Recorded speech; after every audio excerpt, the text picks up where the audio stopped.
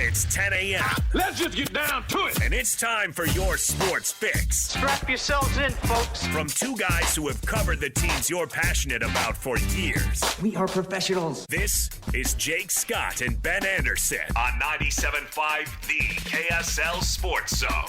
Jake and Ben, 97.5 The KSL Sports Zone. Very happy Tuesday to everybody out there. Ben rolling solo today. Christian Esparza, you're basically the co-host today. You're producing. You got to do multiple jobs, but that's the business. Do what we got to do, man. Whatever you have to do to make sure that Jake's life is nice and comfortable. Make sure that Jake is hope he's well having taken fun. care of. I I'm hope sure he is. I hope he's having a good time. The worst part of traveling, if you haven't been paying attention or you're just tuning in, Jake is on a Disney cruise right now. And last week, what was it, a week ago Friday, it'll be 2 weeks ago this Friday, he broke his humerus, the upper bone in his arm, skiing. He was skiing up at Snow Basin or something. I don't know where he was. And he said his skis crossed, and he fell and broke his arm. So he had to do that, and then he had a week off to go on a cruise, to go on a Disney cruise, and he was not excited about the travel aspect of it, and he'd never been on a cruise before. You've never been on a cruise, Christian? I've been on a cruise, yeah. Okay. Yeah. How long? 3 days. 3 days. Nothing crazy. But Okay, it was 3 is like nice and short. Yeah, like out of San Diego and into like Baja California and the upper part of Mexico. Okay. Yeah, I think I did 5 days, and it's different, and I get, depending on what your pleasures are, if you just want to be fed and lay by a pool and you don't mind other people, you're going to have a great time on a cruise. If you're looking for time away, if you're looking for space and peace and quiet and like nice food, like fancy food, if you're a foodie who wants to go on the road and try the best local restaurants with the artisan chefs, it's probably not what you're getting. And apparently Jake deals with vertigo sometimes. So I think that is a big part of Jake's his worry. also secretly a 70-year-old woman who has vertigo. So shout out Jake. If he sits up in bed too quickly, he gets dizzy. So, he's worried about the motion sickness, the vertigo, the broken arm. He's not really a Disney guy. I'm not sure he likes being confined to small spaces. And I don't know how much he likes people or fun. So he's either having the time of his life or he's miserable. He's either reinvented himself and is really going to enjoy the cruise, which, you know what? That is the best part of life, is finding out a new pleasure, finding out something that you like that you didn't know you liked before and leaning into it. Or you can simply just say, I'm not going to change. I'm 40, whatever Jake is, and I'm stuck in my ways. I'm willing to bet that that's how he's feeling. If I had to put money down on how Jake's adapting, I'd say not well. But I also hope he's having a good time, and his wife's having a good time. The kids are having a good time. I did see one photo. It looked like they had made it to Florida, which is where they're taking off from. Well, that's good. We'll see Monday. We'll see what kind of mood he's in Monday. He might be really happy to be back. And then he's got to come back and talk about the All-Star game. I think the reason he wanted to go next week, and he was complaining because now he's got to miss a couple of Jazz games, including last night's game, which we will talk about. We'll also talk to Yaron Weitzman coming up here at 11:05. He's going to join us. He's an NBA reporter. And Cole Bagley is going to join us at 11:30. So we got a lot to talk about today. But I do think Jake particularly hates the All-Star game. I think he does like covering the Jazz games. And so this trip being scheduled over his 4 Jazz games going into the All-Star break, only to come back and have to cover the actual All-Star game itself. Probably not Jake's ideal scenario. Anyways, the Utah Jazz do beat the Miami Heat last night, 115-111, in a game they were absolutely trying to boot. They were trying to punt that game. The same thing we've seen from the Jazz over the last 3 games. It's drawn more attention over the last 2 because the Jazz did blow a 17-point lead to the Orlando Magic 3 nights ago and fell in Orlando without Lauri, Markkanen, or Jaren Jackson Jr. on the floor. And then last night, the Jazz tried to do it again and didn't succeed. The Jazz were up 3 going into the fourth quarter. Jaren Jackson, Lauri Markkanen didn't play. Will Hardy was asked after the game if he ever got close to putting them back in. He said very bluntly, no, that's not the plan. It's not what the Jazz are going to try to do. And the Jazz still found a way to outscore Miami in the fourth, 30-29, and escape with that 115-111 victory, fueled by young players, vastly, I thought, outplaying several very good players in the NBA, including Bam Adebayo, a multi-time All-Star. And here's what Bam had to say after the game.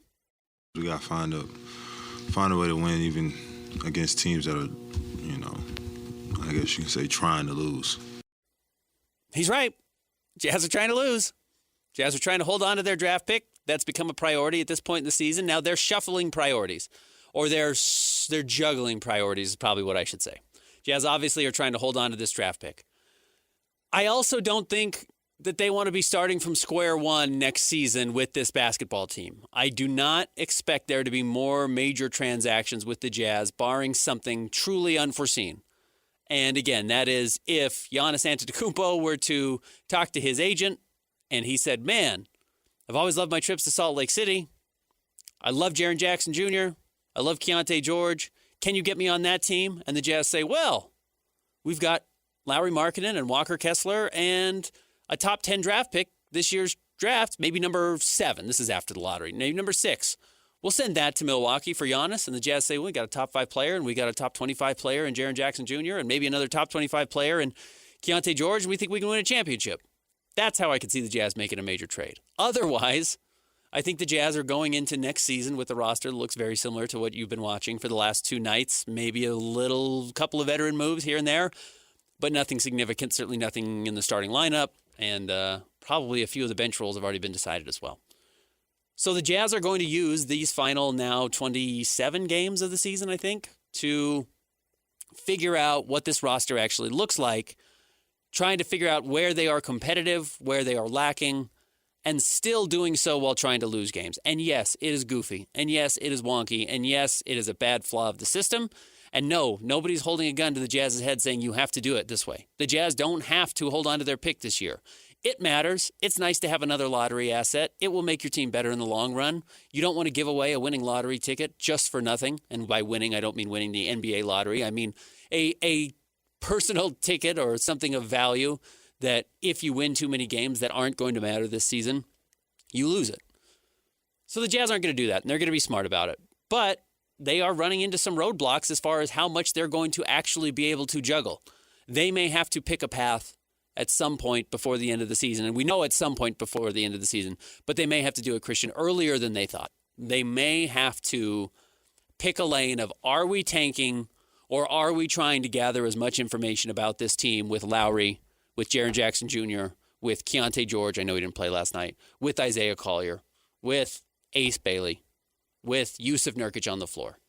At some point, the Jazz are probably going to have to say, we know enough, we're going to have to feel like this is enough, but we're valuing this draft pick more than the data points we're getting with these guys on the floor together over these next 20 games. That is the funny part about making a trade like you do for Tripp. Even though he's not, the all-NBA player, the super big game hunting, you still are pushing your chips all in. And once you do that, you don't really give yourself a grace period of, okay, let's take a season or two to let this team figure itself out and figure out how to work with one another. And yeah, it's hard to do that while also trying to lose the games on purpose. But once next season starts, Ben, it is all in, and you really can't waste any time because the Spurs are only going to get better. The Thunder are here to stay. The Nuggets are really, really good. Who knows how good the Rockets are going to be next year. Yeah. So, I mean, you make this trade and you go all in, and that's just what it is now. Yeah, because you traded next year's pick unprotected, you don't want to give up a lottery pick. Next year, you don't want to give the Memphis Grizzlies a top 14 pick in the draft with a chance of moving up. So you're right.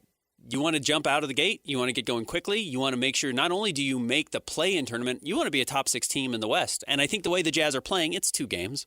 No reason to read too much into it, though we will talk about what actually we have seen so far from Jaren Jackson Jr. throughout the show. You feel like you can compete. You feel like you can get up into a spot where not only are you making the top 6 in the West, but maybe you can win a playoff series. Maybe this is Donovan Mitchell and Rudy Gobert's, well, I should just say Donovan Mitchell, Rudy Gobert had been to the playoffs before, but Donovan Mitchell's first trip to the postseason when the Jazz beat the Oklahoma City Thunder. Maybe you can do that with Keontae George and Lauri Markkanen and Jaren Jackson Jr. And you're right, this window is not forever. In all honesty, windows in the NBA are very short. And when you open them, you have to take advantage. There isn't any longer the Jazz almost beat the Lakers in 6 games in 1989 or whatever that was. I guess we have the next decade to figure it out. Now, you probably have 3 years to figure it out. Jaren Jackson Jr. is going to be up for a contract again in 2029. It's 2026. It's actually not that far away, and he's got a player option in that year, and maybe he opts in, but you're extending him before that or you're trading him. Lauri Markkanen's deal is going to be up by then. These are all the conversations you're already starting to think about when you pull off a trade of this magnitude with a player who's already getting paid like a prime all-star, which is what Jaren Jackson Jr. is. You like to say, in this business, nobody ever pats you on the back and is like, oh, congrats, you finally made it. You're never handed the trophy. In the NBA, you never build the roster and you're like, okay, that's it. We're done. Now we're done. Now we're ready to compete. It is a constant process. So, yes, this trade is exciting and it brings a nice player to the Jazz who fits and is playing well in 2 games, but he seems to cover up a lot of the Jazz's weaknesses. I mean, yeah, you got to start thinking about what's going to happen with your pick, what's going to happen with some of these young players like Isaiah Collier, like Bryce Sensabaugh, like Kyle Filipowski, and then what's going to happen in the summer after that as well. Yeah, the book doesn't end. There's no happy ending here. Ideally you win a championship, and then it's what do you do after that? Even the teams that do reach the mountaintop, there's just another mountain waiting beyond that. There's no finish line. So the Jazz have started to see the end of the finish line of this stage of their rebuild, but that was just step 1 to get to step 2, which was actually maybe the most painful part, but not the most difficult part. Now the hard part starts. So that's where the Jazz are going to be looking. And again, they are trying to juggle or spin 5 plates. It's get Jaren Jackson Jr. up to speed with what we're doing. Get Lauri Markkanen and Jaren Jackson Jr. on the same page. Continue to develop Ace Bailey and see how he's going to fit with the starting lineup. Get Keontae George and Jaren Jackson Jr. on the same page. Figure out which of these players around all of those pieces are going to be a part of the long-term future. And do all of that while staying competitive, but not winning games. And what you realize when you're spinning that many plates is they're going to crash. And what you can't do is afford to crash all of them. You can't afford to let all of them hit the floor. And what you're going to have to do is just simply put a couple of plates down and say, I don't want to break them, but the truth is I can't spin all of them right now. And that's what the Jazz are running into. You can't stay competitive, play Jaren Jackson Jr. 25 minutes, play Lauri Markkanen 25 minutes, develop Ace Bailey like you saw in the fourth quarter last night, where I thought he was brilliant, 4 of 5 shooting, 8 points. Had 8 points, that is, did Kyle Filipowski and Bryce Sensabaugh. They won that game for the Jazz over the final 12 minutes. And also then think you're going to lose. You can't lose. You're not losing in that spot. And the Jazz are going to ultimately value losing, in my opinion, over all those other plates that are spinning. And unfortunately, you have several other teams that are right on your heels. Memphis Grizzlies last night were up 113-103. They are near the Jazz in the standings, a couple of wins ahead of them, and the Jazz can't afford to pass Memphis now. And because Memphis just traded everybody off their roster, Jaw's not playing right now. They traded Desmond Bane before the season started. Jaren Jackson Jr. is no longer on the roster. He plays in Utah. They have no reason to win any games the rest of the season. They will win a couple. Every team does. Again, they almost just beat Golden State. But they were up 113-103 with 4 minutes to go, and they didn't score the rest of the game. I mean, they pulled the plug on the game. In fact, they pulled Taylor Hendricks out of the game because Taylor Hendricks was playing too well. He had 15 points and 10 rebounds. Tip of the cap to Taylor. He needed a lot of room to develop, and Memphis is going to give it to him, and they're going to benefit from it, and so will he. But they pulled a third-year player who's played fewer than 82 games in his career, I believe. I think he's still less than a full season, because they were worried they were going to win too many games. That's the level of emergency the Memphis Grizzlies are at with their tanking, and the Jazz are going to have to abide. The Jazz are going to have to react appropriately because Dallas is going to do the same thing. Milwaukee might do the same thing as well. And I don't know if the Jazz are going to be able to gain spots in the standings when it comes to the lottery. I don't know if the Jazz, who right now have the 6th worst record in the NBA, are going to end up with the 5th worst or the 4th worst. I think the teams behind them are going to make sure the Jazz don't catch them either. So what the Jazz really can't afford to do is leap teams in front of them. They can't win more games than Dallas. They can't win more games than Memphis. And you probably can't have that scenario while also spinning all those other plates, keeping Lauri Markkanen and Jaren Jackson Jr. on the floor together. You're just going to have to figure out a way to avoid it. It's going to be awkward. It's going to be embarrassing. You're going to get a lot of heat on social media. Might get a call from the NBA. You might get a fine. But how much would you pay to get a top 8 lottery pick? Everything. You'd pay $1 million for that. If you have to take a $100,000 fine and then a $250,000 fine, truthfully, that's good business. It's ugly. Fans are going to complain. but they're going to be happier winning next year, and everyone's going to forget that this happened. But that is the situation the Jazz find themselves in, and they've probably been a little bit too greedy, I think, in the last couple of games, thinking they can do it all. You can't. They can't. Most teams can't. And it's almost a sign that this tank is working, right? Like being the end of this rebuild, I guess. You have some really intriguing and good young talent on the back end of this roster. So inevitably you are going to get games like last night where, Will Hardy, like you said, never thought about putting Lauri or Tripp back in, but you have those players that are good enough to accidentally win you games. And that's a good thing because it means that you have at least decent enough players, or you've got, some of these other veterans that you just added in the Jaren Jackson Jr. trade that are going to win you games. But that makes it hard. And that's, I guess, why the Jazz kind of built that cushion that they did before they made that trade, because they were already a few games ahead of Memphis in the tankathon order. But now it's going to be, I guess, a nail biter every single game, seeing what happens with some of these young guys. It is. It's going to be a nail biter. There's going to be a lot of games that create a lot of angst for fans that are paying attention to the tank. And I tip my cap to the fans that aren't. I tip my cap to the fans who don't care about it and just want to win games and say, I don't care about another draft pick. It doesn't bother me at all. I would understand that sense a little bit more, that feeling a little bit more, if the Jazz still owed their pick next year. The fact that by holding on to it this year expunges all your debt and it's no longer anything you owe Oklahoma City, I do think there's added value into holding on to it. It's a particularly good draft. It makes too much sense to give it away. But where the Jazz are right now, sitting at 17 wins, Dallas is at 19, Memphis is at 20, Milwaukee's at 21. Those are the teams you're watching, I think, every night on the scoreboard. And, there are a couple of teams behind you that have a chance to catch you. I will say that. Most notably, the New Orleans Pelicans, who are sitting at 15 wins and, as we know, don't own their draft pick this year. New Orleans, who plays the Jazz 3 more times, could conceivably jump the Jazz. And if the Jazz are going to take a fine in any one of these games, it should be against New Orleans. If you're going to just say, sorry, NBA, I know you don't like it when we rest our players. I know you want us to play Lauri, Markkanen, and Jaren Jackson Jr. on the road. It's not going to happen. We're not going to play them. You're going to see Oscar Tshiebwe. You're going to see Blake Hinson, a 2-way contract the Jazz just signed. Maybe sign a 10-day contract to come in and play point guard. So neither Isaiah Collier nor Keontae George has to be out there. You probably have to do it. And that might be the cushion you need. And again, it's going to be ugly. You probably have to eat a fine. But it's worth it. And you can't continue to juggle the plates. All right, when we come back, top 3 stories at KSLSports.com. Stick around. Jake and Ben, 97.5, the KSL Sports Zone. It's time to break down the biggest stories of the day. This is the top 3 stories of the day on KSLSports.com. On 97.5, the KSL Sports Zone. Jake and Ben, 97.5, the KSL Sports Zone. Very happy Tuesday to everybody out there. Big show still coming up.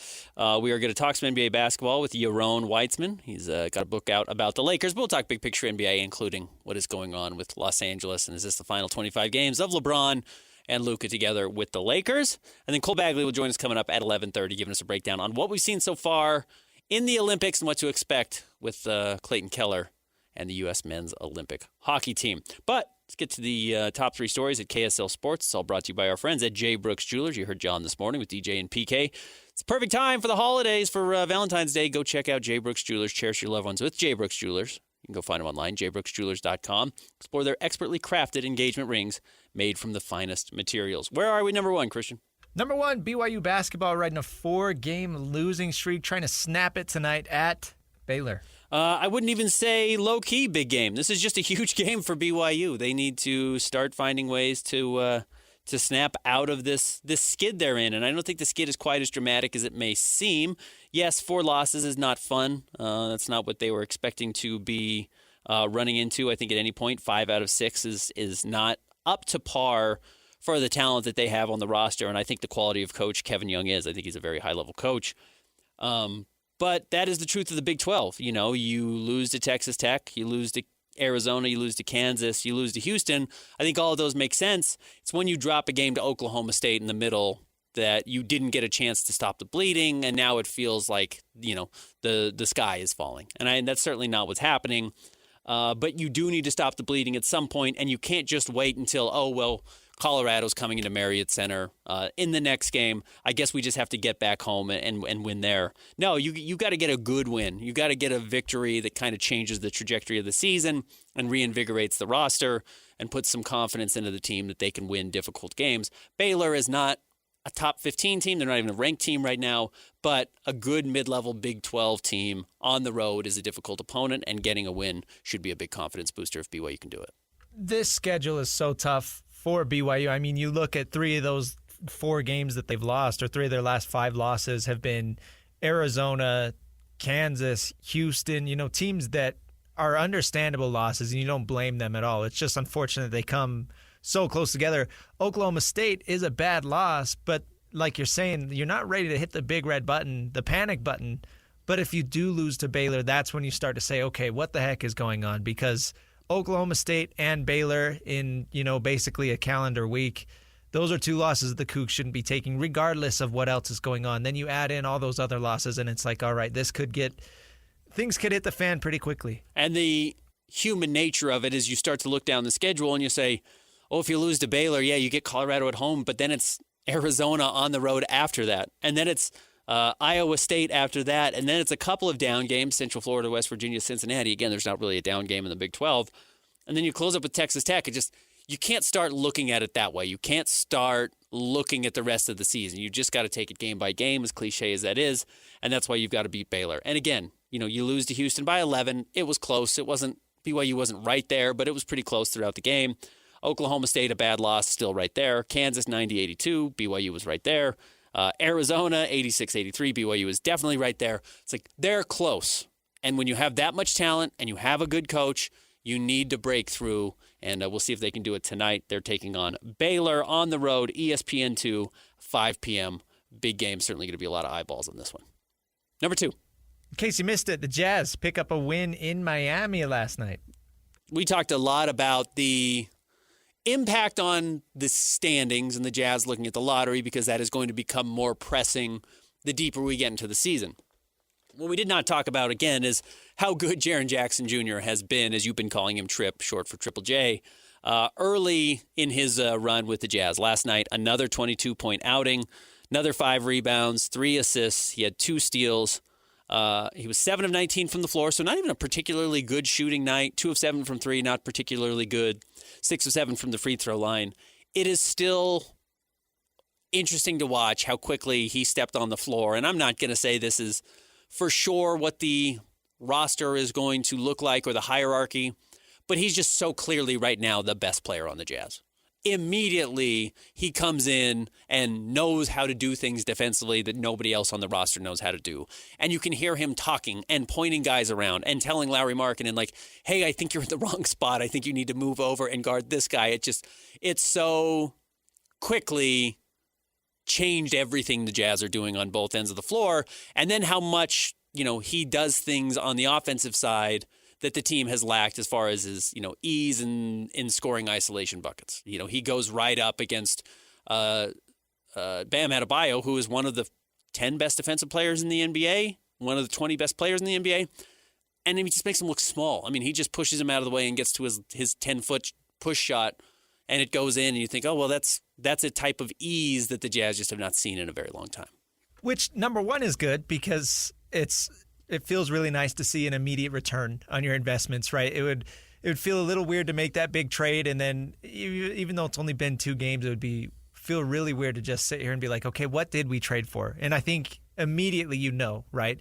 But this brings me back to a conversation you and Jake had last week where talking about the situation in Memphis and like now coming to Utah, a stable organization with a good coach and no drama on the roster. Could there even be another level to his game that we haven't seen?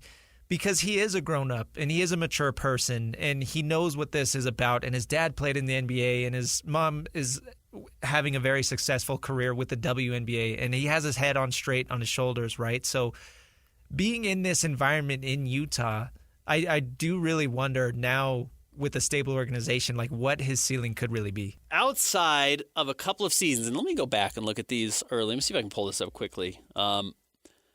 His early career in Memphis, he gets drafted in 2018. look at these rosters. Who else is on this team? Because, again, they had been bad because they got the number 4 overall pick, which is where he was selected. Mike Conley was on the team, and it was still Mike Conley's team, but it was kind of expected that he was going to step up and kind of take over, but obviously he wasn't ready to do it year 1 or 2.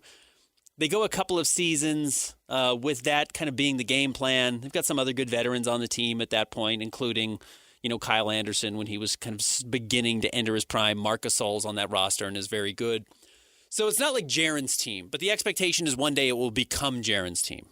And he waits and he waits and he waits, and then all of a sudden, John Morant kind of gets dropped like a bomb into the middle of the roster and is so explosive. Was that intentional? No, it wasn't. But kind of. And he is so overpowering. He's such a dominant force, both on the floor and off the floor, right? He's the most exciting player on the court in the NBA for probably 24 months. And then he's such a distraction off of it. Good or bad. His dad is around the program all the time. Ja is having his issues with guns and clubs and Instagram and whatever he can find himself getting in trouble with. And it never really becomes Jaren's team. And it's not really designed to be Jaren's team. In fact, Jaren's role ends up being, how do I create space for Ja, who's a non-shooter, whose entire game is about getting to the rim? It's a little bit like building a roster around Isaiah Collier, if Isaiah Collier was on steroids. Ja's a better player than Isaiah, but it's a very specialty roster. It's a very specialized roster to build around a guy who has those pronounced weaknesses that Ja has. So Jaren kind of falls into a very high-level supporting role, but a supporting role nonetheless. He has come in now to Utah and through 2 games has been the best player on the floor. And Lauri was very good against Orlando. He had 27 points, don't get me wrong. But Jaren certainly seems like the force around which everything is rotating. He seems like the planet and everything else is gravity around him. I am now curious if that's going to be the plan going forward, and what does that do for him? What does that unlock for him? What if now Lauri Markkanen is a complementary player for Jaren? What if Keontae is a complementary for Jaren? Which with itself comes more questions. What does that do for Keontae? What does that do for Lauri?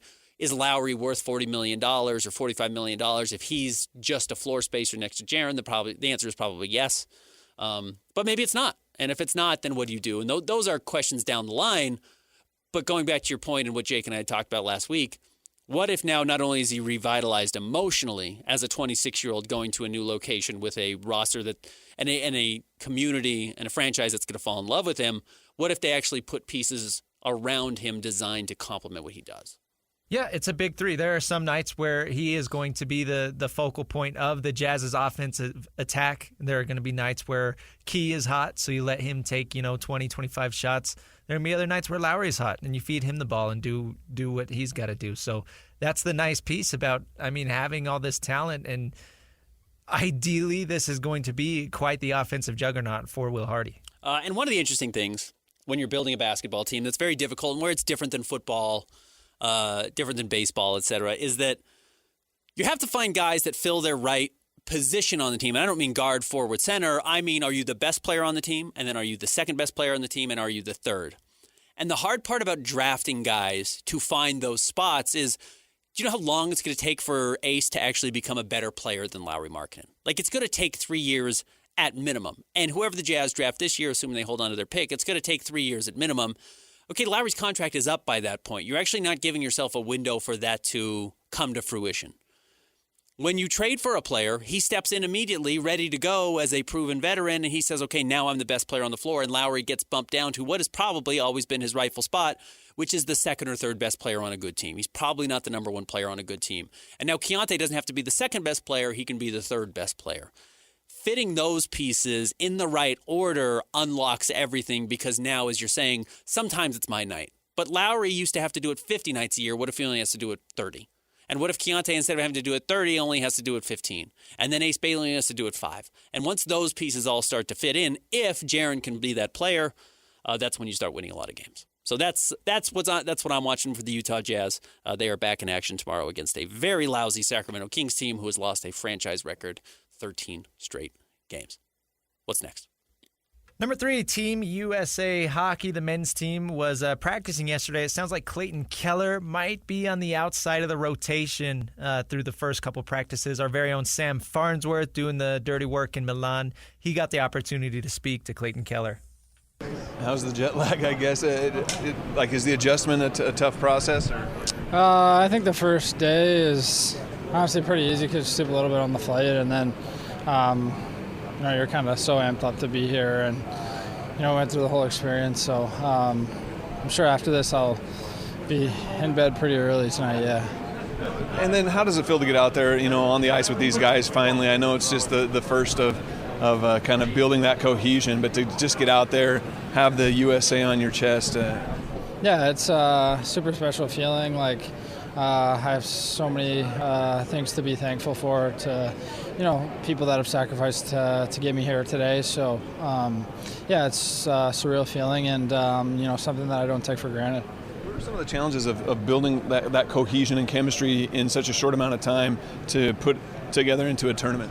Yeah, I think we're a really close group of guys. Like a lot of these guys I played with at the Worlds 6-7 years ago, and guys that obviously you play against in the league, and it's great to see them and share stories from back in the day, and it just feels like we're super close already from day one. Elliot Friedman, who is kind of the big NHL, he's kind of the Shefty of the NHL, or the Sham Sharania of the NHL, did have a breakdown of what he had seen so far at USA practice, and there's depth charts, and it looked like Clayton Keller was, at this point, the odd man out. A lot of injuries, rosters aren't working, or some of these lines aren't working particularly well. Wouldn't be surprised to see Keller make a jump into that rotation. We will talk to Cole Bagley about that coming up here at 11:30 and what he expects to see from Team USA, plus what he's seen from the women already, who've played a couple of games and have been dominant so far. Stick around. More Jake and Ben coming up next. Jake and Ben, 97.5, the KSL Sports Zone. It is Tuesday. It means it's time for a Jazz Ticket Tuesday. Christian, hit it. It's Jazz Ticket Tuesday, and your chance to win tickets is right now.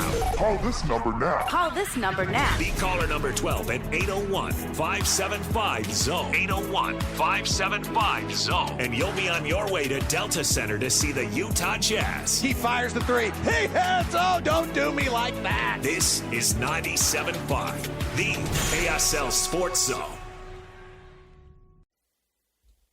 It's Tuesday, Jazz Ticket Tuesday, caller number 12 right now, 801-575-ZONE, 801-575-ZONE. Wins a pair of tickets to see the Utah Jazz take on the Portland Trailblazers this Thursday, February 12th at Delta Center, 7 p.m., the last game before the All-Star break. I wonder if it's going to be the last time we see this Jazz roster in full. Maybe no Keontae George, but we will see how much after the All-Star break this team is together. Remember, they do not have to play players at home for the player participation policy. So good chance to go see them before it gets too late in the season. 801-575-ZONE, be the 12th caller through. Also want to remind you about our Beehive Meals Hero of the Week. KSL Sports Zone and Beehive Meals are honoring those who impact youth sports in our communities. Nominate the youth sports volunteer that you know for Beehive Meals Hero of the Week at kslsports.com/contests. You can listen every Thursday afternoon to JJ and Alex for the winner. It's the Beehive Meals Hero of the Week. A quick little bit of NBA news. Steph Curry is out of the All-Star game this weekend. He's been dealing with a knee injury.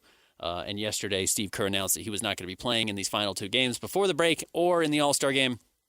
And some had thought maybe Lauri Markkanen would get a chance to step in and get that replacement, that injury replacement. Brandon Ingram has been named the All-Star replacement for Steph Curry by Adam Silver, the NBA's commissioner. I do not think the Jazz are going to have any representation in the All-Star game outside of two players playing in the Rising Stars Challenge. Not any of the actual rookies on the Jazz, but a couple on the G League All-Star team. All right, last night, big win in Big 12 basketball.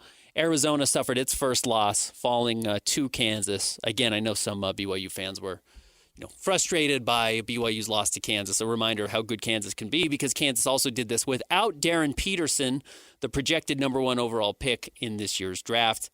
Weird late scratch from Darryn Peterson, who said he was dealing with flu-like symptoms. He said he tried to go warm up and then decided he could not play, but apparently was not feeling this way earlier in the day. During their walkthrough, didn't seem to have any instances of flu or any hint that he would be missing the game. But according to ESPN, he said, I went into the training room. He's in there, and I said, or this is from Bill Self's perspective. He said, I went to the training room. He's in there, and I said, can you? And he said, Coach, I don't think I can. And so Self said, to be honest with you, I would probably rather him not play if he couldn't contribute, just because we would spend 20 minutes trying to get him shots or whatever. If he doesn't feel it, then I would much rather do it the way it happened. So he tried, but he just couldn't get there. This Darryn Peterson stuff is weird. Whether it's ankle, cramps, flu-like symptoms, he's not out there. He's not pushing through whatever it is to get out there. And look, cramps are debilitating.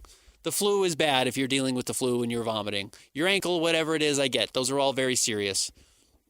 When you're making the type of money these college players are now, and winning just does not matter that much to some of these guys, and I'm not trying to say Darryn Peterson doesn't care about winning, but his number one overall goal right now is to get to the NBA, and it should be his number one overall goal to get to the NBA and be the top pick.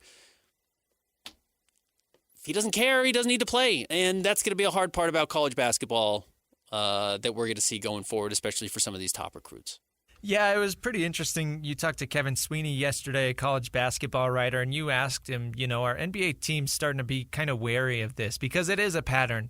And he didn't seem like NBA teams care, or at least they don't care right now, right, is what basically Kevin was saying. So that does kind of signal maybe they kind of realize what you're hinting at is, Darryn could just say, no matter what, I'm going to be the number one overall pick, so I don't have to be out there grinding every single night throughout the regular season, and I'll show up for the tournament, and I'll do good things in March. But until then, I can kind of just do whatever I want. So I don't know. If these were, quote-unquote, real injuries, I suspect that teams would start to be scared off by that, but it doesn't sound like that's the case.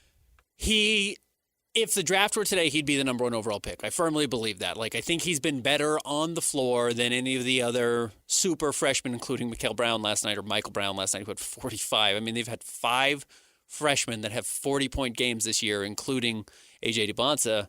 But I wonder if he knows that he's going to be the number one overall pick, and now at this point he says, the only thing I can do is hurt that or hurt myself, and there's really no reason to go out there and drive around this Ferrari of a vehicle that I am personally and risk wrecking it when I know I've done enough to be the number one overall pick. And again, college basketball is going to be worse for this. The leading headline at ESPN being Darryn Peterson lists Kansas beats Arizona, and this being the takeaway, not that Kansas just had a great win over the previously unbeaten Arizona team in a great Big 12 matchup. It's that it's about Darryn Peterson not playing. And that's a flaw, and it's because this is all about the NBA. It's because college basketball as a product has really diminished in the last 2 decades. But I hate this. And you know what I want to do is tip my cap to A.J. DeBonsa, who does go out there and play, who does seem very bought into what BYU is doing. He plays hard. I worried about this exact situation, which is, what happens if BYU doesn't look like a contender and he decides, okay, my next stop is the NBA. I'm going to be a top 2 pick, top 3 pick at worst. That's all I'm focused on. I'm going to miss games if I want to miss games because the most important thing is I stay healthy. Credit him that even when things have gotten bad at BYU, he seems to be playing better and better and better, including his last game where he was the best player on the floor, even though BYU lost. So credit A.J. DeBonsa for that. I think that's always been a very bright green flag for him. Yeah, and it's not the first time we've seen this with the potential number one overall pick, right? We saw it with Zion when he got hurt. We saw it with Cooper Flagg even, and there were questions with those guys. I mean, Zion, at this point now, he wasn't even making close to what Darryn Peterson is. No, he's getting paid under the table. Right? So it's like there are always going to be the question of should the number one overall pick risk injury or should they shut it down or whatever, but you're right. It's sickening to a point when now you know, or at least have somewhat of an idea of what these kids are making to go out and do this. And it's crazy, man. And it's always going to be a question. And, I remember the NBA draft combine. Kyle Kuzma had to go to the combine and actually play in the games. He was not he had not locked up that he was going to be a first round pick. So he goes to the combine. He plays exceptionally well. I think, if I remember correctly, it's the first half of the first game. He played so well. He was the best player on the court. He and his agent shut it down. They said, look, you clearly belong. We don't need to go out there and have a bad second half, much less a bad second game. So you're going to be off the floor and you're not going to play anymore. And he did end up getting drafted number 1 overall. You do have to start to wonder if Darryn Peterson's taking that same approach. I've showed enough. This is just an audition for my next job. This is not the job I want. Anyways, going to be worth watching with Kansas, but a very difficult team to play with or without Darryn Peterson. Coming up next, we are going to talk big picture NBA. We're going to be joined by Yaron Weitzman, who covers the league. Stick around. Jake and Ben, 97.5, the KSL Sports Zone. The sports you love, the teams you can't live without. Get a sense of urgency! This is Jake Scott and Ben Anderson on 97.5, the KSL Sports Zone. Jake and Ben, 97.5, the KSL Sports Zone. A very happy Tuesday to everybody out there. Ben Anderson rolling solo today.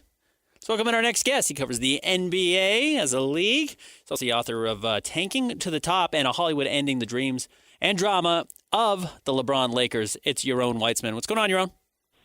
Hey, how you doing? I'm doing terrific. I do want to talk some big picture NBA. We've been very focused on the Jazz here locally, obviously, and it's been an exciting week with the addition of Jaren Jackson Jr., but big picture in the NBA, I thought there was actually some interesting news that was right up your alley last night that maybe not everybody saw, but when asked after the Lakers fell to the Oklahoma City Thunder, kind of what they thought happened, LeBron said, well, you're comparing us to a championship team.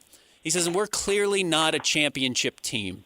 And I do think that's kind of an interesting, not resignation from LeBron, but, admittance that this Lakers team is not going to get to the top again with he and Luka, and clearly the Lakers are going to move towards Luka. That's the right decision at this point. But how do you think that changes the next 25, 30 games for the Lakers and then the playoffs? I mean, how it changes, I don't know. Like, they're going to keep trying to win games. Most teams, unlike half the NBA, which I guess we'll talk about at some point, but they'll keep trying to win games. I did find it pretty interesting, hilarious, and just I think LeBron enjoys sort of tweaking the front office a little bit. And he's aware, and I think I've talked about this when the book came out. Like, he's very aware. He has no problem with the idea of Luka being the guy. Like, LeBron is pretty self-aware, at least in terms of that stuff, and he knows that Luka's better than him now. I do think it probably frustrates him a little bit that the Lakers haven't gone all in to try to maximize his final year. And the stuff with LeBron, I always think, and I feel guilty of this too, like when we talk about him and sort of, last year out of a has-been and all that stuff, and it's like, yeah, all true. He's also still really good. So, yeah, he's not a top 5 player, but he's a top 25 player. And the Lakers have knowingly basically punted before the Luka trade. They punted 2 years of his prime, of his final years, I should say. And that was strange. I think LeBron's still annoyed about this. I do think it's sort of this Cold War that's been taking place between LeBron, the front office, and last night, those comments were just sort of one last, barb from him. Yeah, I guess, is that what you said, one last? Do you think that's going to be the last, or do you think this is going to be the theme? I mean, again, what does he have to lose? They didn't trade him. He's an unrestricted free agent at the end of the summer. It seems like this marriage is about to end, and I don't think his career is going to end. And LeBron holds the biggest stake in the NBA. I mean, he is still the biggest power broker. No, it's a good point, and it's the last one. It's a good question. I'm not sure.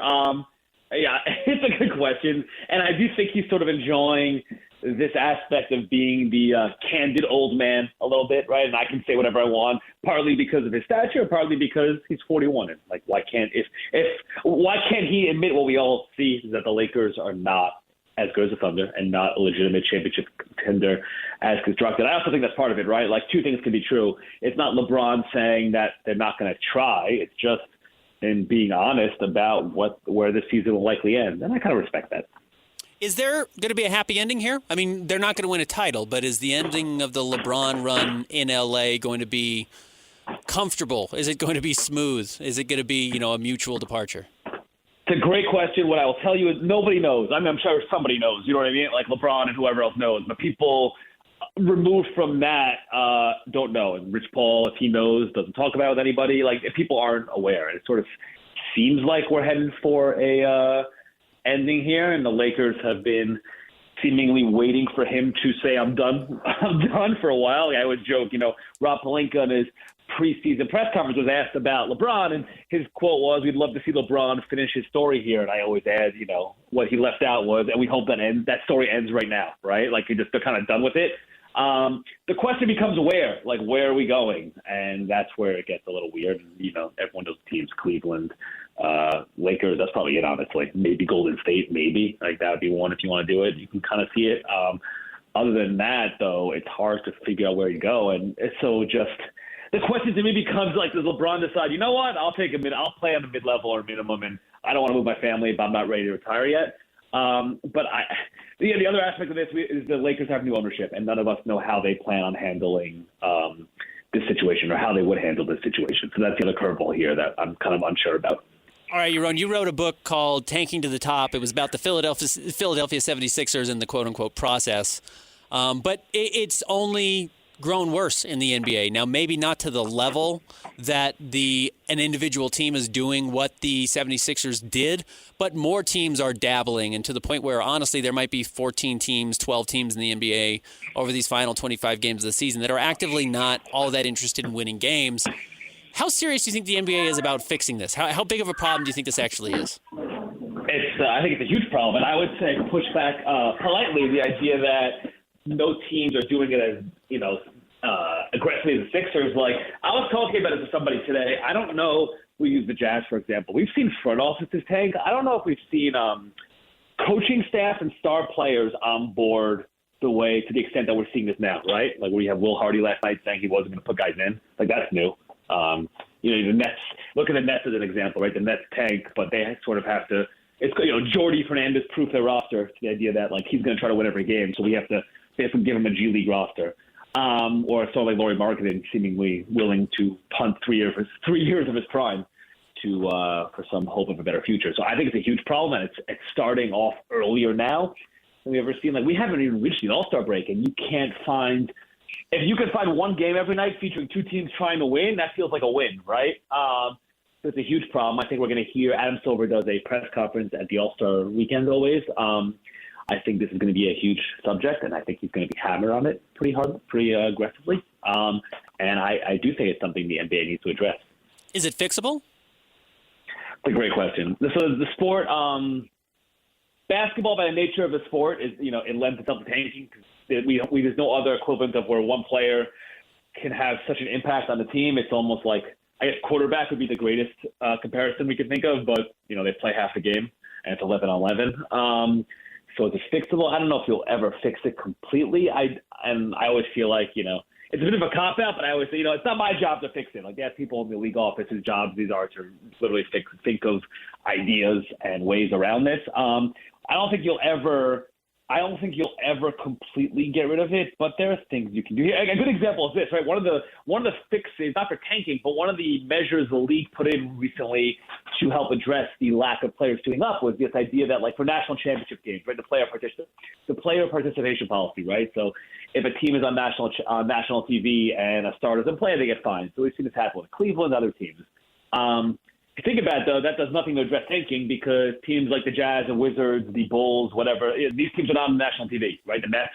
So you're absolving them from that policy. And basically, it becomes more hypocritical because you're punishing the teams who are trying to win, who rest a guy, as opposed to ignoring what's going on in the bottom third or now half of the league. So is it fixable? Like, not completely, but I think there's a vast middle ground that we've gone too far to one extreme. I have tanking exhaustion 360 degrees. I mean, it's tired of watching the Jazz doing it. It's tired of trying to explain why because right now the truth is the strategy and the rules of the NBA reward it. So what am I getting mad at the Jazz for? They're doing what the league says they should be doing. I mean, like you said, you get the one player, it changes everything. So why would they not do that? On a big picture, you zoom out far enough, it is the right move towards winning, even if it means taking some losses here. So I'm a little exhausted talking about it and how to fix it, et cetera.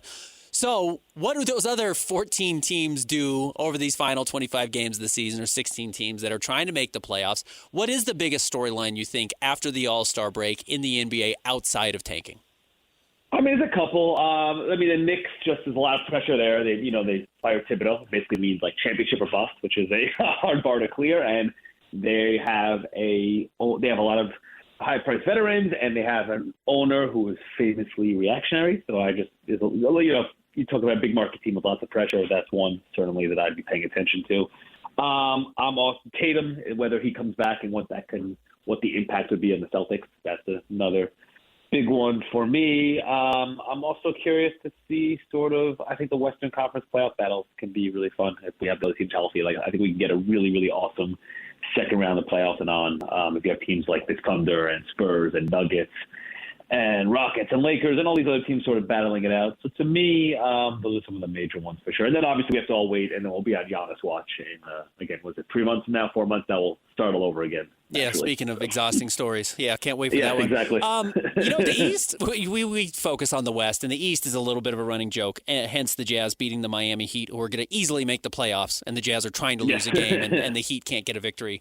And the same could be said of Orlando, and the Jazz have beaten Cleveland already, and they've beaten Boston already this year. Like, it's not a banner year for the Eastern Conference. With that said, you look forward, and there might not be a more fun story right now in the NBA than the Charlotte Hornets, minus the brawl they got into last night. Yeah. We might be steamrolling towards a James Harden-led Cleveland Cavaliers team facing off against Daryl Morey and the Philadelphia 76ers in the first round. That's going to be an awesome series. Jason Tatum is apparently back with the Celtics G League team. The Pistons are one of the most fun teams in the NBA. The Eastern Conference actually might kind of have a cool playoff series this year. No, I actually built it. I completely agree. I think in general, I think the playoffs are going to be a lot of fun. I think the NBA cannot wait for the playoffs to start, right? So you can focus on the product. And that, again, not to go back to tanking, but kind of relates to it that when there are some really interesting, fun storylines happening in the league now. A lot of young players on the rise who we're going to see if they have their playoff moments, whether it's Victor or Kate Cunningham, guys like that. The Hornets are a ton of fun. I was excited to put that Pistons-Hornets game on last night. I live in New York at 7 o'clock. I joke to the 7 o'clock tip-off, I guess 5 o'clock your time, right? That's an abyss usually. It's usually Hornets, Wizards, Heat, who am I forgetting? All these junky Eastern Conference teams, right? And a lot of Brooklyn games. Yeah, Brooklyn, So to have a Hornets game at 7, and I was genuinely excited. And then you put it on and you saw the excitement. I don't know if anyone watched it, but if you watched the first half, I mean, even into the brawl, clearly, the excitement that fans had for that game, that was matched by the players very clearly. Everyone was into that, and it was a ton of fun. So I do think the playoffs are going to be a blast. I certainly agree, and I think it's going to be a cool, or we have, I don't want to say changing the guard, but either we're having a budding dynasty with a Thunder, or we're going to have somebody new emerge, and I think that's a lot of fun when we see that happen. It does feel like the West, a lot of the focus right now is on 3 teams, obviously the reigning champion Thunder.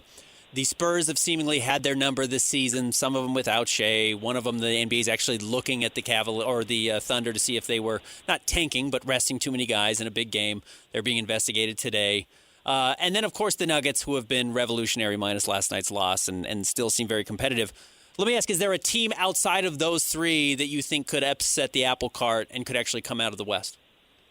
Come out of the West? I mean, Houston's offense has looked like garbage recently. I don't buy it. I think in the playoffs that's going to be hard. Their entire offense seems to be either Kevin Durant hit a contested jumper or Steven Adams go get the offensive rebounds. Steven Adams is out now, so that's a problem. Minnesota, I don't see it. I know some other people kind of are. I think other people are higher than me. To me, I just don't see the talent is there, and they're a little funky, and not having a point guard is not great. Anthony Edwards, though, is one of these guys who, he can be the best player in a 7-game series, no matter who they're playing, right? That's in the cards. So that's a possibility. But to me, it's one of the other 3 those would be one of those 3. I'd be stunned if one of those 3 doesn't emerge and represent the West in the finals. You can find him on Twitter at Yaron Weitzman. You can read his books, Tanking to the Top, about the Philadelphia 76ers, and A Hollywood Ending, the dreams and drama of the LeBron Lakers. Yaron, great stuff. Thanks for jumping on. Thanks for having me. There he is, Yaron Weitzman. You can also find him online, yaronweitzman.com.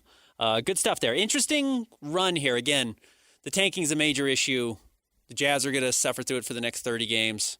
They are going to get out of this mess, and then the NBA is going to seriously try to address it, and I think it's going to be another part of Danny Ainge's legacy. As much as I don't blame Danny Ainge for what the Jazz are doing, I do think the NBA, for some reason, is going to blame Danny for tanking and making aggressive steps. At least the narrative is going to be that this was a Danny-led thing, and the Jazz are going to quickly skate out of the tanking racing right as the league starts to be more aggressive about enforcing some of their policies. Hey, coming up on Thursday, you can join JJ and Alex at the RV show from 3 to 6 at Mountain America Expo Center in Sandy. It's your opportunity to shop, compare, and buy the RV of your dreams, but they have way more than just RVs, camping equipment. Maybe you want to rough it. Maybe you just like your traditional tent. They have things for you as well. Go check out the RV show this Thursday, 3 to 6 at Mountain America Expo Center in Sandy. Cole Bagley joins us in studio. Coming up next, stick around. Jake and Ben, 97.5, the KSL Sports Zone.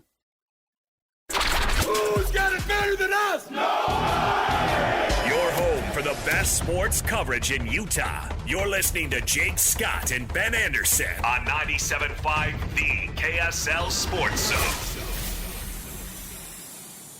Jake and Ben, 97.5 The KSL Sports Zone. Join Scotty G tomorrow. The Minky Couture store in Layton from noon to 3. The best blanket ever is also the best Valentine's gift ever. Go join Scotty at Minky Couture. You can also use the promo code ZONE50 in store. Get 50% off and online, minkycouture.com. It is Tuesday at 11:30. That means we love to talk to one of our favorite guests. Lucky to have Mr. Cole Bagley in studio as we talk Olympics and NHL and the U.S. men's and women's hockey team. What's going on, Cole? Yeah, it's a great time for hockey. I'm supposed to be on a break, but not there's really. No such thing. No, you're a sports writer. No such thing. I don't know what to tell you. Christian, was that Wooly Bully coming out of break? Yeah. Did you do that on purpose? Uh-huh. That's a good touch. Yeah, that's my job. Christian knows what he's doing. All right, well, let's talk big picture Mammoth before we get into the Olympics, if that's all right. Sure. Nice close to the first half of the season before this Olympic break. Kind of came off the rails. The Carolina loss was really painful. I thought bouncing back and getting their last 2 victories here at home was maybe the best sign of growth we've seen from this team in the 2 years where they ride these waves high and low way too dramatically. So to have maybe their biggest piece of adversity that they faced, like closing that road trip so poorly, to bounce back and win 2 games, I thought was really impressive. Yeah, I mean, that's probably a game that in their inaugural season they completely come off the rails, right? They lose in that fashion. It stings for far too long, and they fail then to win a get right game against Vancouver and then probably lose to Detroit. But instead, they like you said, I think the maturity that we're seeing is that they're allowing those types of games to become battle scars and sting just enough to the point where, yeah, they know that they messed up. They understand that cannot happen again, and then they correct themselves. They immediately correct themselves and get back on track. That's what playoff teams do, not only in the NHL, but in the NBA and every league, right? Like, you have a bad loss, you immediately have to rebound and come back stronger, and that's what they did. They took advantage of the worst team in the National Hockey League. Not just won by like a goal or two, like they let the Canucks have it. I think they won 6-2 in that game. And then to come in against Detroit and sweep Detroit. They beat them in Detroit, and then they beat them here at Delta Center in really impressive fashion.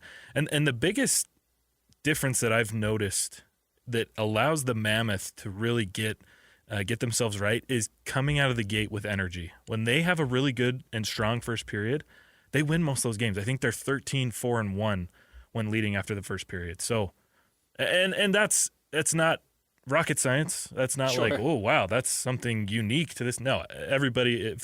Usually, if you're leading in the first period, you're going to end up likely winning the hockey game. But for Utah, it's taken a lot of maturity to get to that point. First 42 games of the season, Mikhail Sergachev was minus 11.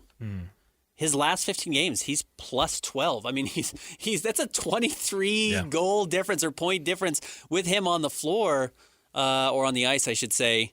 Between the first 42 and the last 15, it does feel like you're feeling him finally, where he seemed like a pretty big negative after being one of the best players on the team last year. Yeah, him and Dursey were struggling for a while. Like, they were one of the worst defensive pairings in the National Hockey League in terms of plus minus.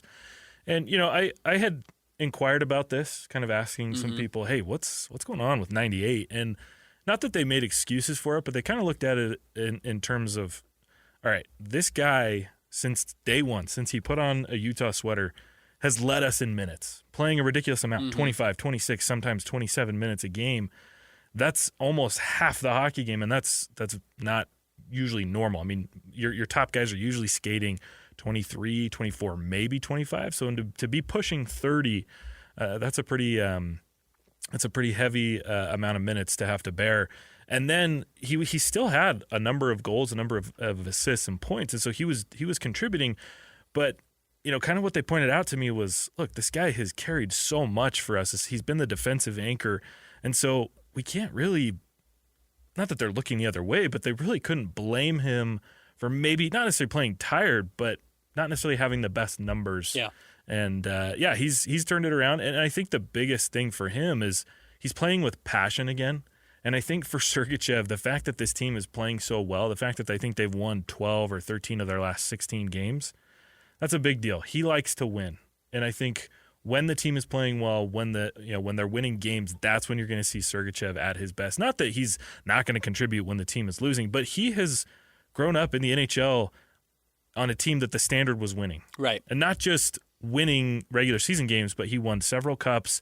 The Tampa Bay Lightning are always dark horse contenders at a minimum. And for 4 or 5 years, they were not necessarily favorites every year, but a team that could win it. So, yeah, it's been a big turnaround, and I think a lot of it has to do with the vibes are good right now. They're winning hockey games, and everybody, from the forwards to the defensemen to the goaltenders, everybody has confidence and is playing well. I am familiar with plus minus in the NBA. We were just talking about it with Sergachev and the flaws of it. For a while you looked at the plus minus. It was like, well, Mike Conley leads the NBA. It's like, well, he's on the floor with Rudy Gobert the whole time. Rudy Gobert is low-key one of the best players in the league. Right. Like, the Jazz were really dominant with Rudy out there. When it comes to the NHL, you look and the top 10, it's basically exclusively players from Colorado or Tampa Bay. Yeah. And then out of nowhere, John Marino's sitting there at number 3. And like, if you were to ask even like pretty well-respected or like in-the-know Mammoth fans to name 10 players, like I don't know if John Marino makes the list. Probably not. So what's the deal? Well, and how much do you buy into plus minus? How much do you think when you're looking at a player's quality, how much do you buy into that? Yeah, it's another kind of misleading stat a little bit, and not in the same manner as it is in the NBA, but in a little bit of a different manner because, your best players a lot of the times are going to be stacked against the other best players in the NHL, yeah. right? And when you're playing teams that can just light it up, especially for a team like Utah who plays in the Central Division against the 3 best teams in the NHL, and you're facing them more than everybody else, yeah, those numbers are going to be a little bit skewed. But, I had an opportunity to sit down with John this last week before they went on break to sit down with Schmidt, his line partner. And yeah, because he's like top 15. Nate Schmidt's right up there as well. Those two just quietly kind of go about their business. They're just so solid. They play a very simple game. They don't try to do anything crazy, and they're very opportunistic in their approach. So Utah likes to play a scheme where the defensemen pinch, and we've seen that quite a few times, right? Like, a puck will get played into the zone, and a defenseman will have or the defenseman will bring it into the zone. They'll have an opportunity to pinch up high, and a forward is supposed to drop back. Sometimes that has cost Utah. We've seen it with Sean Durzi. We've seen it with Sergachev. We've seen it with a handful of other defensemen. It has not cost John Marino or Nate Schmidt because they only do it when it is going to be the most effective. And a lot of times they've ended up scoring. Marino had an assist. I think it was against it was either Vancouver or Detroit where he pinched. He carried the puck into the slot, and he waited for Nick Schmaltz on the back door and just threaded one of the most beautiful passes I've seen this season right to Schmaltz. So, yeah, Marino is just he just plays a simple game, and he's not loud. He's got he's got a pretty quiet personality. He just plays his game. And it's funny because on the other end, Nate Schmidt is one of the loudest people I've ever met, but in a good way. Yeah. He is, I think a PR team's dream. Like right. he is going to pump everybody's tires and make everybody laugh. But yeah, they're smart defensemen. And that's one of the things that Coach Torney talked to me about is that, John has just a really, really high hockey IQ. And for a defenseman, that's significant. Because it helps them to be even more effective, not only defensively, but offensively as well. All right, last dorky stat number, and then we'll talk kind of some big picture stuff. But you look at the wild card race right now, and you look at goal differential. It's pretty stark. It's pretty bizarre. Yeah. While, the Mammoth are playing very well, 7-3-0 in their last 10, and the Anaheim Ducks are right behind them, 8-2-0. The goal differential on the season, the Mammoth are plus 26. It's crazy. Now, that's crazy because everybody else behind them who's not currently in the top 6, meaning the top 3 of the Central or the top 3 of the Pacific Division, everybody not just has a negative goal differential, but a 10 or larger negative goal differential. So for the Mammoth to be plus 26, what does that tell you? Are they just blowing out teams when they win? Are they actually way better than Anaheim and the Kings and Nashville? Or is there something else strange going on? Yeah, another kind of conversation that I had with some of the front office people about 5-6 weeks ago is I asked them about that. And they're like, look, we're confident in our ability to start, not necessarily turn things around, but to start trending towards a playoff push and a playoff spot because so many of the underlying numbers, like goal differential, are in the green. But I think that the reason that they haven't done better is a lot of their losses have been 1-goal losses. And then in a lot of other situations, they've beaten a lot of teams by several goals. So when they're winning, it's not just by 1 or 2, it's by several. And then when they're losing, so many games for Utah have been decided by 1 goal or maybe 2 if an empty netter ends up going in. But yeah, this is a team, and I know that we've talked about a lot of growth, a lot of maturity, but I think they finally figured out their depth issue. Yeah. They're getting incredible scoring from the top line. Nick Schmaltz is having the best season of his career. Keller is playing incredibly well. Lawson Krause is having the second or third best season of his career. Yeah. And then, you go down from there and you're getting Carcone. Yes. Way to go, Karks. Yeah, you're getting Way to Karks. get back in the game. You're getting Kyle Yamamoto has been phenomenal over the last, couple of weeks. And the significant thing, they're only gonna get better after the Olympics. You got Logan Cooley coming back. You got Alexander Kerfoot coming back. And they've got the opportunity to, if they want, make some trades that lift their team. So, there's a lot of underlying numbers in the green, and I think that's why we've started to see this team figure it out, win as many games as they have, and push really, really hard. Well, clearly, we cover we cover different teams, but they're owned by the same person, and that person is willing to be aggressive. I mean, Ryan will greenlight things for his teams if he thinks he trusts his front offices, but if they say it's time to go, they will go, and Jazz make a huge trade for Jaren Jackson Jr.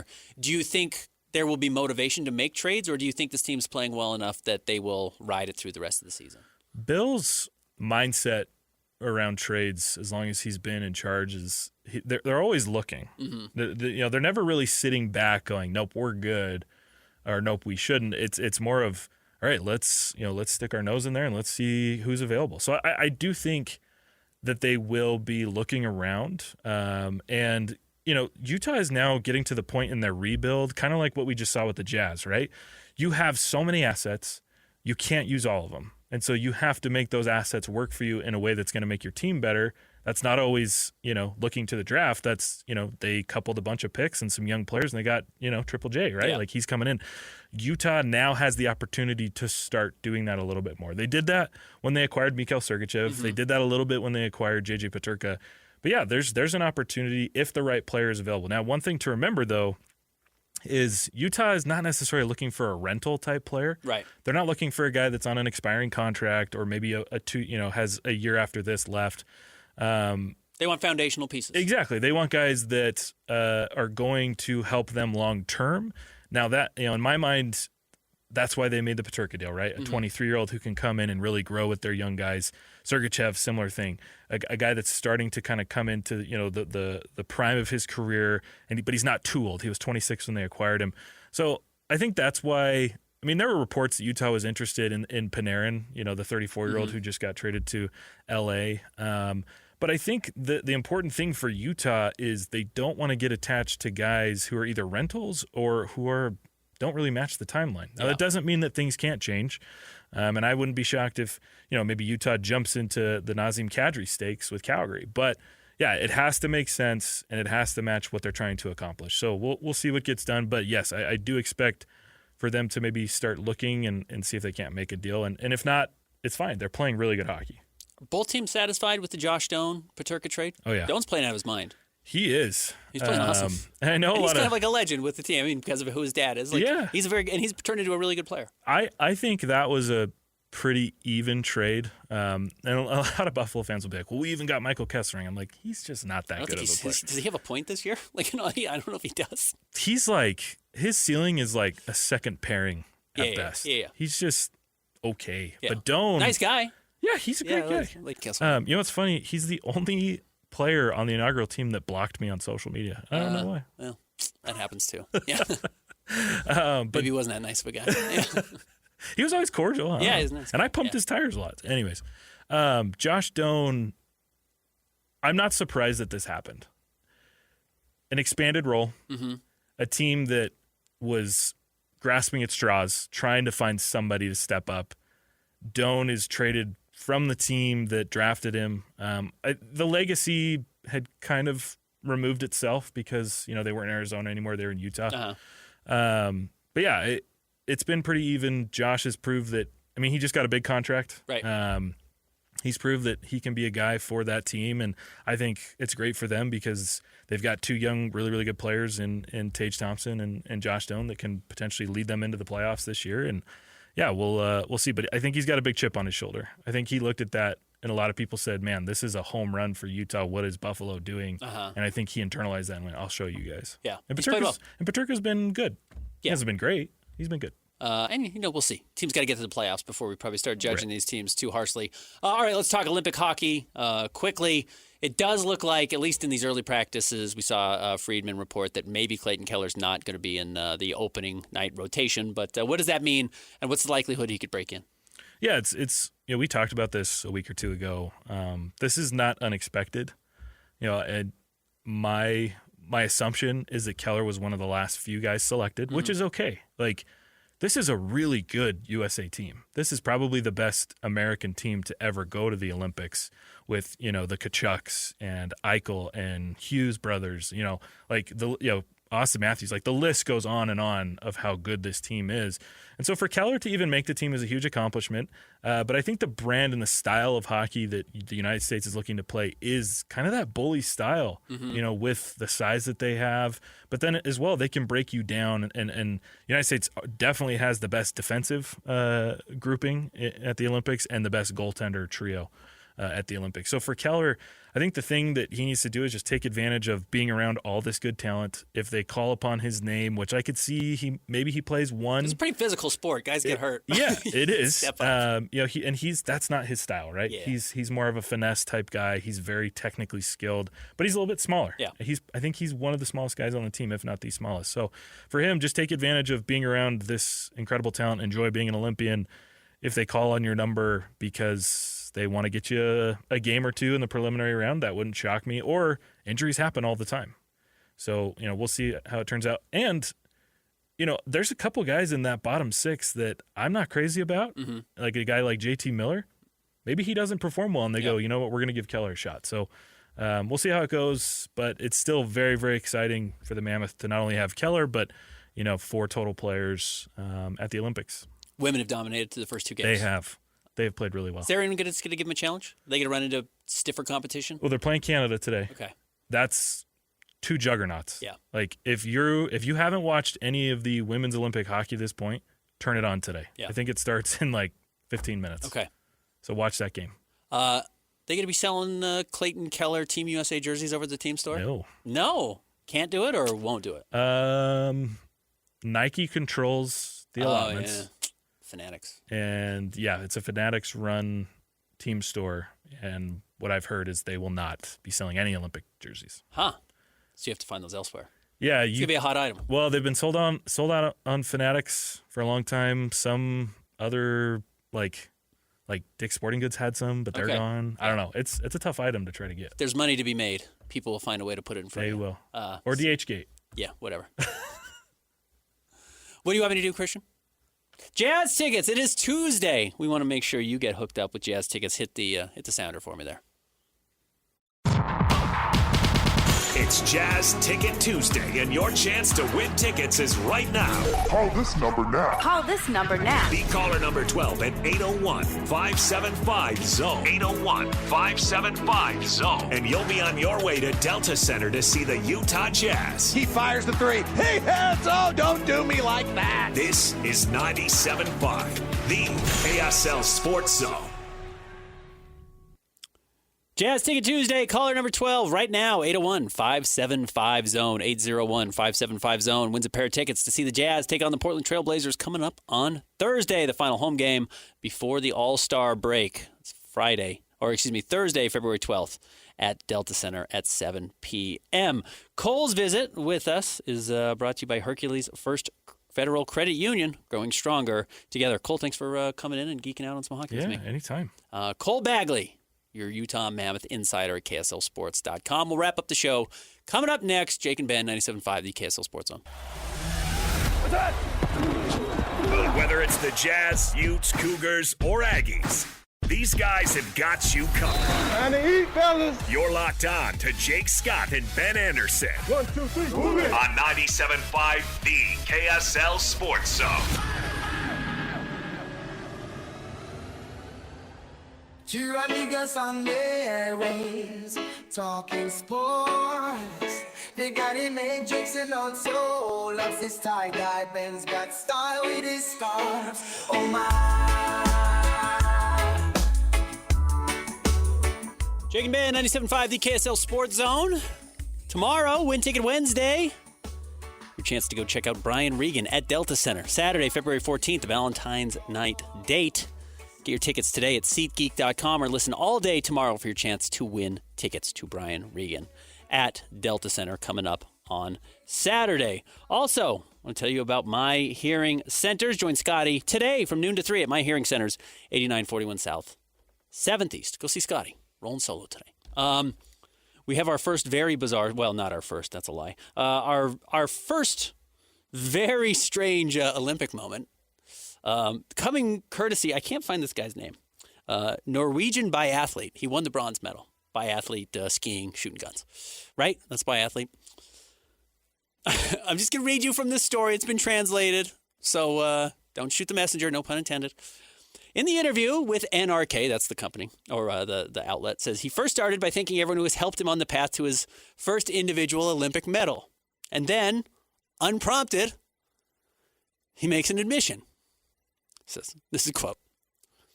There's someone I wanted to share it with who might not be watching today. 6 months ago, I met the love of my life, the most beautiful and kindest person in the world. 3 months ago, I made my biggest mistake and cheated on her. And I told her about it a week ago. It's been the worst week of my life, he says tearfully in the interview. He said, I told her a week ago, and then it ended. Of course, I'm not ready to give up. I hope that committing social suicide might show how much I love her. I'm taking the consequences for what I've done. I regret it with all my heart, he says before continuing. Maybe I'm just stupid. I'm a member of the sorority, but I do stupid things. His name is Holm Laegreid. I'm sure I'm not saying that right. He says he regretted it since the day he cheated, and then he realized that this woman is the love of his life, and he can't live his whole life keeping it a secret from her. The only way to the goal is to tell everything and put everything on the table and hope she can still love him. Romantic.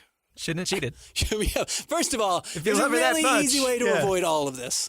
You don't have to commit social suicide. You're about to hit the peak of your life, and she would have loved to have been there with you.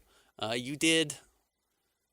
So you're saying the mistake was telling her before he went to the Olympics? He should have waited till after? I don't know how you handle that. I don't know what the best way to do it. Yeah, do you win the gold or the bronze and then say, actually, I've got some bad news? Or is it better to tell her before? I can't believe he could stay focused. Maybe he would have won gold if it wasn't for this on the back of his mind. Correct. Maybe what he should say is, I sacrificed a gold medal for you. That's how much I love you. Other than the cheating stuff. So anyways, shout out to the biathlete, Holm Laegreid. And his former love of his life girlfriend. 6 months, pretty quick to be saying the love of your life, though, no? Yeah, that's like, you hear that, with like teenagers. Especially like you fell in love with her and you cheated on her 3 months after you. So the timeline is he meets her 6 months ago. 3 months later, he cheats on her. 3 months after that, he wins the bronze medal and realizes he's made a mistake. I don't know, man. I've not ever had that. I've had some weird interviews in my life. That's not one of them. I don't know how to cover that. Shout out to Holm. Yeah, what is it reported? They're like, oh, man, I'm sorry. That sucks. You got this. Now we got the gold medal winner coming up next. How's your love life? What's your girlfriend like? Well, Hans is coming up, or Hans and Scotty. Just Scotty, I guess now. Apologize. Hey, Scotty's done that a few times already as well. Scotty, coming up next, live from My Hearing Centers. Stick around. Jake and Ben, 97.5, the KSL Sports Zone.